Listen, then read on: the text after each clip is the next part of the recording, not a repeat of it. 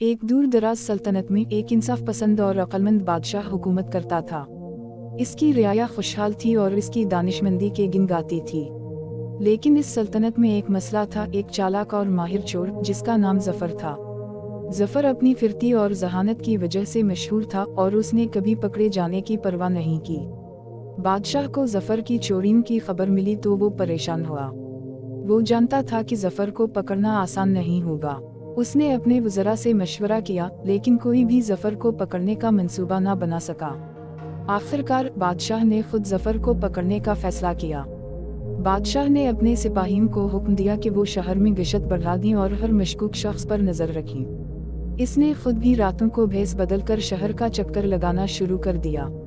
कई रातों की तलाश के बाद बादशाह ने आखिरकार जफर को एक अमीर ताजिर के घर में दाखिल होते देखा। बादशाह ने खामोशी से जफर का पीछा किया और उसे कीमती जेवरात चोरी करते देखा। जब जफर घर से बाहर निकला तो बादशाह ने उसे रोक लिया। जफर हैरान रह गया, लेकिन उसने हिम्मत नहीं हारी। इसने बादशाह से कहा, मैं जानता हूँ कि आप मुझे पकड़ने आए हैं, लेकिन मैं आपको बताना चाहता हूँ कि मैं ये चोरी सिर्फ अपनी गरीबों की मदद के लिए करता हूँ। बादशाह ने जफर की बात सुनी और उसे सोचने का मौका दिया। वो जानता था कि जफर एक माहिर चोर है, लेकिन वो ये भी जानता था कि जफर की नीयत बुरी नहीं थी।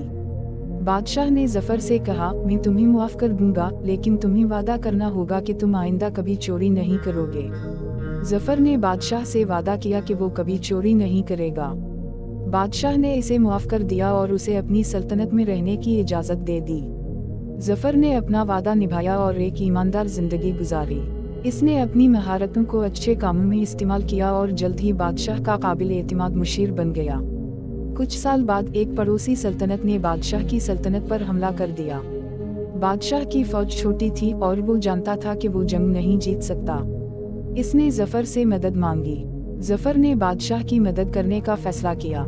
इसने अपनी महारतों को इस्तेमाल करते हुए दुश्मन की फौज में घुसकर उनके मंसूबों को नाकाम बनाया। इसकी वजह से बादशाह की फौज ने जंग जीत ली। बादशाह जफर की बहादुरी और वफादारी से बहुत मुतासिर हुआ। इसने जफर को अपनी सल्तनत का वजीर आजम बना दिया। जफर ने अपनी जहानत और ईमानदारी से सल्तनत को तरक्की की राह पर गामजन किया। इसने गरीबों की मदद की और इंसाफ कायम किया। जफर की कहानी ये साबित करती है कि हर इंसान में अच्छाई और बुराई दोनों मौजूद होती हैं। ये हम पर मुनहसिर है कि हम किस रास्ते का इंतखाब करते हैं। जफर ने अपनी बुराइयों पर काबू पाया और एक अच्छा इंसान बना। इसने अपनी महारतों को अच्छे कामों में इस्तेमाल किया और अपनी सल्तनत और अपने बादशाह की खिदमत की। ये कहानी ये भी सिखाती है कि हमें कभी भी किसी को भी हकीर नहीं समझना चाहिए। हर इंसान में कुछ ना कुछ खास होता है। जफर एक चोर था, लेकिन इसमें जहानत और हिम्मत भी थी। बादशाह ने उसकी सलाहियतों को पहचाना और उसे एक बेहतर इंसान बनने का मौका दिया।